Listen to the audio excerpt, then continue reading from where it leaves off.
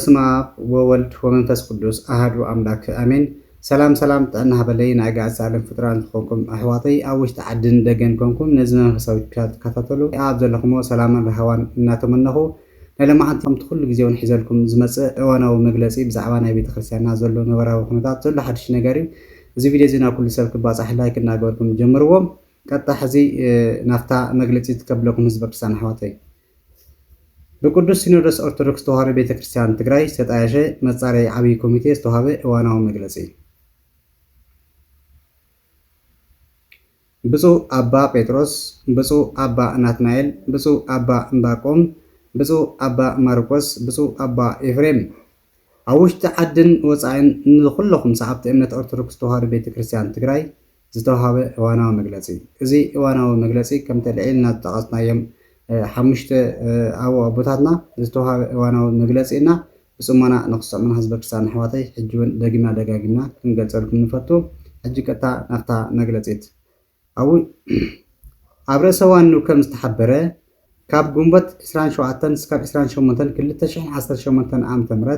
ኣብ ዝተኻየደ ህፁፅ ጉባኤ ቅዱስ ሲኖዶስ ኦርቶዶክስ ተዋህዶ ቤተክርስቲያን ትግራይ ኣብ ቤተክርስትያንና ካብ ላዕለዋይ ብርኪ ጀሚሩ ክሳብ ታሕተዋይ ብርኪ ዝረኣዩ ዘለው ፀገማት ብሓፈሻ ኣጽኒዑ ምስ መፍትሒ ኣንፈት ንቅዱስ ሲኖዶስ ዝቐርብ 5 ሊቃነ ጳጳሳት ዘለዎ ዓብይ ኮሚቴ ካብ ውሽጥን ወፃኢን ዓዲ ከም ዝተጣየሸ ይፍለጥ እዩ። ኩለና እውን እንፈልጦ ነገር እዚ ዓብይ ኮሚቴ ድማ ብደብዳቤ መምርሒ ቅዱስ ሲኖዶስ ካብ ዝተቐበለሉ ግዜ ጀሚሩ ብዘይ ዕረፍቲ ኣብ ልዕሊ ቅድስቲ ቤተክርስትያንና ዝረኣዩ ዘለው ፀገማት ንምፍታሕ ሓፈሻዊ ፅንዓት ኣካይዱ ኣጀንዳታት ቀሪጹን ፀገማት ፈልፊሉን ወይም ደሞ ፀገማት ፈልዩን ብሕገ ቤተክርስትያን መሰረት ንኽፍታሕ ዘይተሓለለ ፃዕሪ እናገበረን ብዝርዝር እናርኣየን ከም ዘሎ ክንሕብረልኩም ንፈቱ። ስለዝኾነ ድማ እቶም ፀገማት መሰረታዊ መፍትሒ ንክግበረሎም መንፈሳውን ስልጡን ብዝኾነ ኣተኣላልያ ንምፍታሕ ሊቃውንትን ወይም ደሞ ምሁራት ዓበይቲ ዓድን እናተሳተፍና ብዘይ ዕረፍቲ ንሰርሕ ከም ዘለና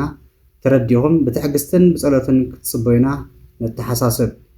እግዚአብሔር ቅድስቲ ቤተክርስቲያንና ህዝብናን ይባርኽ። ብመጻረይ ዓብይ ኮሚቴ እዛ እያታ ናይ ልምዓንቲ ያው እዋናዊ ዝኾነት መግለፂት ኣብፅማ ዘለው ኣቦታትና ያው ኩለና ሕጂ እውን ኣብቲ ናይ ቤተክርስትያንና ተፈጢሩ ዘሎ ፀገም ኩለና ንፈልጦ ሓቂ እዩ። ኮይኑ ድማ ብዛዕባ እዚ ፀገም ዘፃርዩ 5 ሊቀ ጳጳሳት ኣባላት ተመሪፆም ያው ኣብ ስራሕ ከም ዘለውን ኩለና እንፈልጦ ነገር እዩ። ምክንያቱ ብቦታትና ዝተዋሃበና መግለፂ ኣብቲ ግዜኡ ንግዜኡ እናባኹም ነብሎ ኣብኡ ምርኣይ እውን ይከኣል እዩ። ስለዚ ህዝበ ክርስቲያን ኣሕዋትና ውሽጢ ዓድን ደገን ዘለኹም ምእመናንና ካህናትና ያው ብትዕግስቲ ንክትፅበዩና እቲ ነገራት ብትኩረት እናረኣናዩ ኢና ንርከብ። ኣብዚ ጉዳይ እዚ እውን ዓበይቲ ምሁራት ኣቦታት እውን እናተሳተፉ ከም ዘለው ህዝብና እውን ያው እቲ ለሎ ነገራት ለሎ ነባራዊ ኩነታት እንታይ መብርሂ ዘይወሃቦ ኣብ ምንታይ ደረጃ በፂሒሉ ያው ሻቅሎት ንኸይፈጥር ኣብ ስራሕ ከም ዘለው ኣቦታትና ያው በዚ መግለፂ ቢሎም ኣፍሊጦምና ኣለው። ስለዚ ያው ዝከኣልና መጠን ብትዕግስቲ ንክንገብር ዋኑ ኣነ ንስኹምን እንደልዮ እቲ ናይ ቤተክርስትያንና ተፈጢሩ ዘሎ እቲ ጎንፂ ተፈጢሩ ዘሎ እቲ ዘይማዕሩይ ዝኾነ ምሕደራ ተፈጢሩ ዘሎ ዘይምርድዳእ ሰላም ንክመፅእ ዋላ ተወሰነ ግዜ ይውሰድ ምንም ፀገም የብሉን። ንክንደይ ዓመታት እኳ ክንደይ ሽግር መከራ ነይርዎ ሕጂ ተወሰነ ኣዋርሕ ምፅባይ ምንም ፀገም የብሉን ህዝበ ክርስቲያን ኣሕዋተይ። ስለዚ ያው ንዓድና ሰላም ይፍጠረና ንቤተ ክርስቲያንና ሰላም ይፍጠረና። ተፈጢሩ ዘሎ ዘይምርዳእ ድማ ሰላምን ረሃባን ተፈጢሩ ብሰላምን ብዘይ ምንም ዓይነት ሕንፍሽፍሽ ንክውዳእ ኢና ናይ ኩለና ፀሎት ዜሮ ኣቦታትና ዓብይ ተስፋ ኣለና። ፅቡቅ ዝኾነ ዜና ከም ዘስምዑና ፅቡቅ ዝኾነ ስራሕ ከም ዝሰርሑ ተስፋ ኣለና። ምክንያቱ እቲ ኣብ ዝበዝሕ ህዝብና ኣብ ዝበዝሕ ካህናትና ቅሬታ ፈጢሩ ዘሎ ብሙሉእ ተስፋ እየ ዝብለኩም ያው ከም ዝቐረፍ ተስፋ ንገብር። ኩለና እውን ናይ ኩለና እውን ፃዕሪ ክኸውን ይግባእ እናበልኩ ሓንቲ ሓሳብ እውን ሓንቲ እውን መልእኽቲ ኣለና። ብፁዕ ኣቦና ኣምሳላማ ኣብዚ ሰሙን እዚ ኣብ ሚድያ ኣይረኣናዮም ዘለና ኣቦና ብሰላም ድዮም ኣብ ምንታይ ደረጃ ከለው ኣብ ምንታይ ኩነታት ከለው ያው ኩሉ ህዝብን ኣብ ኢንቦክስ እናፀሓፍለይ ዝርከብ ብፁዕ ኣቦና ኣምሳላማ እንታይ ኮይኖም እዮም ጠፍዮም ካብቲ መብራህርሂ ጀሚሮም እስካብ ሕጂ ምንም ዓይነት ዝሃብዎ ነገር የለን እሞ እንታይ ኮይኖም ብስሪ ክጥዕናኦም ሰላምን ድዮም ዝብሉ ኣካላት ተኸታተልቲ ፈተውቲ ብፁዕ ኣቦና ኣቡነ ሰላማ ያው ሻغሎት እናፈጠረሎም ይዝርከብ እሞ ብፁዕ ኣቦና ኣቡነ ሰላማ እዚ ቪድዮ እዚ እንዳበፂሕኩም ብፁዕ ኣቦና ካባና ጀሚሩ እውን ሻغሎት ስለለና ያው ወፂኹምና ሚድያ ሰላም ትኾንኩም ሰላም ትብሉና እቲ ልሙድ መንፈሳዊ ወንጌል kun ክተምህሩና በዛ ኣጋጣሚ እዚ ፃውዒትና ነቕርብ ካዙ ተወሳኸውን ትለለው ፀገማት ፀገምኩምን ፀገምና ምዃኑ ተረዲና ፀገምና ቤተክርስትያንና ኩሉ ኣካል ፀገም ምዃኑ ተረዲና ትናይ ገጢምና ዘሎ ሕጂ ትናይ ሃገራዊ ጉዳይ እውን ያው ኩልና ፀገም ምዃኑ ተገንዚብና እስኪ ብትዕግስቲ እናተፀበና እግዚአብሔር ኣምላኽና እቲ ዘይፍታሕ ዝመሰሉ ነገራት ክፈትሐልና ኩልና ጸሎት እናገበርና በዛ ኣጋጣሚ እዚ መልእኽትና ክነመሓላልፍ እንደሊ أوش تعدد ندقن كونكم نزم الأخت نزي حساب زي يحلفنا نبصو أول عن سلام عزولكم دمان يا يحلف لكم اللهم عصو أخيبا هاجر سبكت مقالة سلام تعنها بالله خبران الناي تيك توك بيت سوي ويدما تقتاتلتي أقدم السلام أملاهم سكولاتنا يخون ببزل لهم وسلامهم يفزحنا بالغو نلوم دما عصو أخيبا هاجر سبكت مقالة بزبرسي حدا حبريتات ناباهم كبليه كم تلمود ملقتنا نبزحت من تانك بصح نزي فيديو شير لايك كوبلينك ريبوست مقبار كيتر السعودة أبز حلف عربي على 26 سنة كل تشحن 18 عام تبرت مالتي هاجر سبكت مقالة عصو أخيبا أكايد نيرو أبتي أخيبا تساتفتي بتعمل أمونات زبهالو مقلقلت أمونات مينس نتي حما قبرون مالتي نبي كريستيان ويم نبي زيابير ويم ني أقلقلت كي مسلكم أمونات نبزلنا نتي نايتم كل تسلسي شفاتو هاجر سبكت مقالة أكوي تقبار كدقفو زغولو مستير كوتو زي خولو اتزبحال نابدقه كوتو زي يخلو مسوم خوينم دارغا تناتهم من البات كاب اقصاصرا جميرو خالي ون بناتهم مسمر زمصو نعاتهم سجيدهم اقرم لحسهم زحادرو يوم امونات زلوم ساتم مالت سلازي كافته هاجر سبكت سراحتنياتات ون بعل نايت بيرو يزلكم دلو نايت هاجر سبكت سراحتنياتات ون كلهم افت اخي واي تساتفون زي امونات اللو مالتي امونات ترحيهم كافته هاجر سبكتون سوسنو دبر حلقته ون نيرم امونات زبالو كلنا ادبارات هيخون استوسنو امونات زبالو نتنايتاتهم اكوي قبري دقفت زبالو وين دغنا ناب دقه كوصلنا ايخلن زبالو مالتي ناتاتهم زخون بزخونه مخنيات تسب خبابي تسب خمت زبلكم باشاي ما منقدي تسب بزخونه مخنيات نسوم كسمع معزخلو مالتي خمون كاب كلتين ورداتات امونات نساتمون كلن سمين وردا دو وردا زبال ياليوا اب تحتي هاجر سبكت مقله كلت ورداتات ينزلا كاب كلتين ورداتات ون امونات زبال يوم تاكيو نانتايو نيرو سويلو تقلل بزبل ملكعتي غداي سولا هاتو قطوي جن انتي بقى فريسنا يزلو بقى تي ابدغ زغبر زلو ناي محبراي ميديا قالسي بتعم برتيوم خنزلو حزبون صلينا انه يميل بقى حزب صلينا منغستون ابينا ايو نمنغست يوم امين نيرم مالتي كم تزبلكم ناي 50 سب زرزر ناو بوليس كوميشن اتيوم نيرم يوم نكسر اللهم مالتي 50 سب دك بيت كريستيان حق نستزارو لك خمتي نابا ماركوس نهلك اكلالي اسيرهم ممز نبرو مالتي لك خمون ناتهادنو كسرو دك بيت كريستيان ريهمو بزمن ديوقلطيانوس زنبر ناي كريستيان لحدن خمسار حزي بزمن حجر سكت مقلي خوين زل حزي بقى حق استزارو كله لا تعلشو كاب غزوم لا تعفن كوسدو كسرو ازي ناتاتهم تاشو مينيرو حزكن منغستو ناي بعلو عبي اجندا سلازلو ناي مخته اجندا كسمعو ما يخال انت يميلهم حزبون ون صليل ناي እንደገና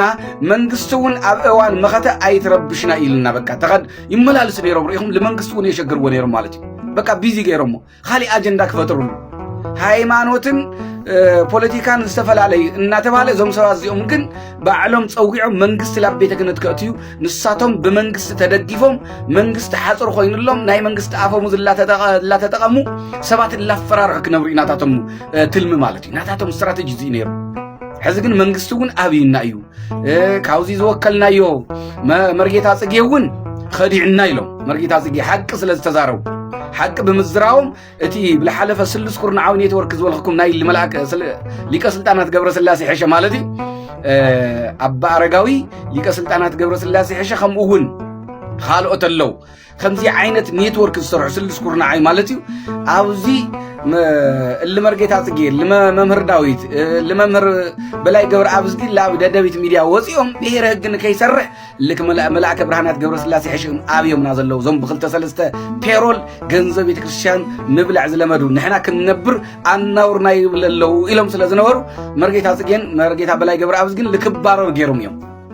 كنياتو أبا أرقاي مالت وانا ناي ملاك برهانات قبر سلاسي حشة دقاف سلازغون ناتهم ناي نيتورك سلازغون جنزب سلازلو كافا قرر سبكت مغلون زو استغلو كافتي كام منورة سلاما زغنيو كاف كندا هاقرر سبكت زرخوه كاوبلع تاي عينت السعة تاي عينت فكرا نواي خمز ورراتهم زم سبازيوم رأيوهم مالتي خمزي عينت سلازلو خمزي غيرهم أباريرهم سلازي خديعنا إمرقيتات قيوني لو ممر داويتون كيم إزواز أن نازلهم مكنياتو قد محزي كام مغلا هاقرر سبكت بزي منم نحسيا سقيلهم سلازبارروا مالتي بقفع سلازبارروا برقت نسو حقي الزارو زلهم بزعوا كيم بقى ليغوني نساتهم كن لابا يوم تمزي زما سلازي زي بقى هاتو قطو كبالي وعيل بقى زغونا مفتح كنوسد لنا خوين كن دحر حزي خمزي غيرخا عصو اخبا غيرخا زغون ناي بعلخا تامنت باق زعبا زبال سوات اكيبخا زعري نجر يلن دحر حزي يا اخلكم بقى حزب كريستيانو كن كتبلهم زقبك تاخل اي سيب مالتي قدم حزي بقى زي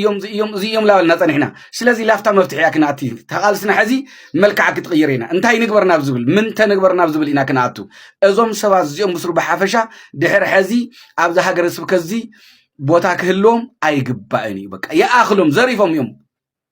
لتولدي ويم لولد ولدهم لا اخلم ገንዘብ ቤተክርስቲያን ዘሪፈም እዮም they are billionaires በቃ በጣም ብዙ ገንዘብ የሞሲዶም በነገራችሁ ላይ ካብዓሎም ሓሊፉስ ዓሊየቶም ጠቂሞም እዮም ባይዘዊ ትፈልጡ ዲኹም ብልሓለፈው እንገልይጸለኹም ነይረ መልአከ ብርሃናት ገብረ ስላሴ ሕሽ ወይም ሊቀ ስልጣናት ማለት ይቅርታ ተሕዝ ዘሎ ገብረ ስላሴ ሕሽ ወዶም ምንም ዘይብሉ ታይሽሙ ሕዚ አብዳ ሚካኤል ዓዲሽም ድሕን ይዘለሁ صحاف دي قصصر مالتي 30,000 دي ግዛዕ ዝኽፈሎ ምንም ዘይብሉ ዲያቆን እዩ ህንደይ ሊቃውንተ ቤተክርስቲያን ማህያብ ዝሰአኑላ ስራሕ ዝሰአኑላ ከተማ መቀለ ማለት ይወደም ወደ ሓፍቶም እንደገና ካብ ወረዲ ካብ ግዛዕ ካብ ሰነድ ትምህርት ዝነበረ ስሕባ ቢሎም አምጽኦም ዳመድሃኒ ዓለም ዓድሓ صحافي እዩ ዘሎ እንደገና ኣብ መንበረ ሰላማዊ ስራሕ አስፈጻሚ ልኢኹም ኣሎ ማለት እዩ ኣብ ክልተ ማህያ ይበልዕ ኣሎ ወደ ሓፍቶም ማለት እዩ ወዲ በኩረት ጓን እንቆ ባህሪ ምንም ዘይፈልጽ ቆይሉ ተራ ታይሱን ቆልዓዩ ገና ፍንዳታ ቆልዓዩ ህፃን ዲያቆን ዲያስፖራ ደብረ ሲና ቅዱስ ያሬድ ቤተክርስቲያን ቁጽጽር እዩ ከምቲ ዘለኹም ቁጽጽር ማለት ስራሕ ክሰርሑ እቲ አገልግሎት ክቆጣጠሩ ወገለከ ይመስለኩም መን እንታይ ብሎ እዩ ቁጽጽር በየአድባራቱ ኮይኖም እቶም ኣብ ላዕሊ ዘለው አቦታቶም ልከይንኩ ኣብ ሃገር ስብከት ዘለው ገበላት አቦታቶም አኮታቶም ልከይንኩ በቃ ሰብ ላፈራርሑ ሓበሬታ ንዓቶም ላቀበሉ حلقة دبر قال انت يلون زي ايوللو سبكا غواي ون خلهم زي ايوللو اغلغلتو نابلو بقى قصصر مالت زي ناتاتهم سلطان لكينكا ناتاتهم ربح لكينكا ايو سلازي خمزي عينت عاليتهم كي ترفا ገንዘብ ቤተክርስቲያን ዝወረሩ ሰባት ስለዝኾኑ ያአኽለኩም በሎም ህዝበ ክርስቲያን ያአኽለኩም ድሕር ሕዚ በቃ ተስፋ ካንስ ወጽዩ ተወዳዲርና ካብ ዘለው ሊቃውንተ ቤተክርስቲያን ሊቅነት ምስ ሃይማኖት ዘለዎም ሊቅነት ጥራሕ እውን አይኾነ ሁሉ ጊዜ ይብለኩም ይሄ ሊቅነት ብዘይ መንፈሳዊነት ቤተክርስቲያን አይትምራሕን እያ ፍልጠት የድልዩ ብኽልጥዩ ለዛም ፍልጠት ብዘመናዊ ለ ብትናይ ቤተክርስቲያን ቋንቋ ለ ምክንያቱ ምሕደራ እዩ ቤተ ክህነት ማለት ዞባ ማለት እኮ ከቢድ ኩታይሽም ኮዩ ናይ ብዙሓት አብያተ ክርስቲያናት ጉዳይ ዝሓዘ ኮዩ ስለዚህ ብኽልጥዩ ሰይፍ ዝተሰሓሉ እንደ ሊቃውንት አለው እዮም እንደገና እውን መንፈሳዊነት ፍልጠት ምስ መንፈሳዊነት ተዘይሓቢሩ ቤተክርስቲያን በአግባቡ ክትምራሕ አይትኽእልን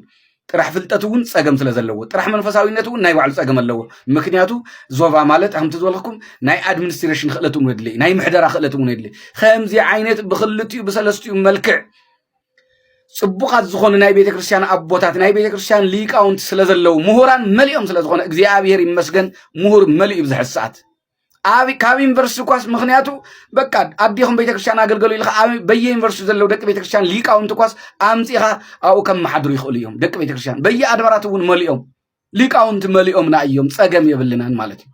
ረቆ ሓውጺኻ አወዳዲርካ እዩ ድሕሪ ሕዚ ኮን እዚ ግበረላ ሰብላ ጎተትካ ምምጻእ ክተርፍ ክኽእል ነይዎ ሃገረ ስብከት መቐለ እንድሕላ ዓርያ ማለት እዩ ትግራይ ሙሉእ ሃምሊ ትዕሪ እግዚአብሔር ምስክረ እዩ እቲ ዋና ናይ ክፍኣት ኩሉ መፈልፈል እሱ ስለዝኾነ ሓይሊ ገንዘብ ዘለዎ ሃገረ ስብከት ስለዝኾነ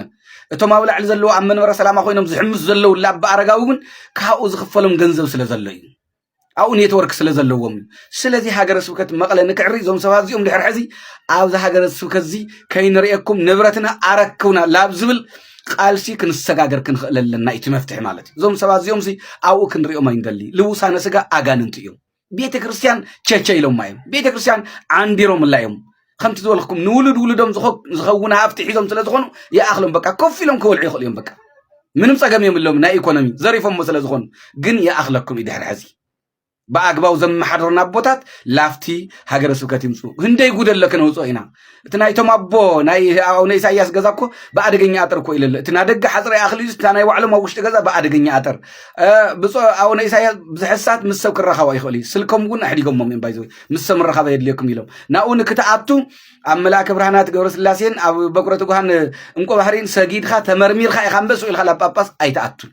خمسة عندك خندي يقول الله كنا وصينا نلوم معنتي أو زي أغلن تعيسو أخي واجن سوء الخبكة ناي حرق رعينيرو أو سر مشينهم خمسة لو ملكتي أمه جنا خنقص لنا قال سنا يغني الله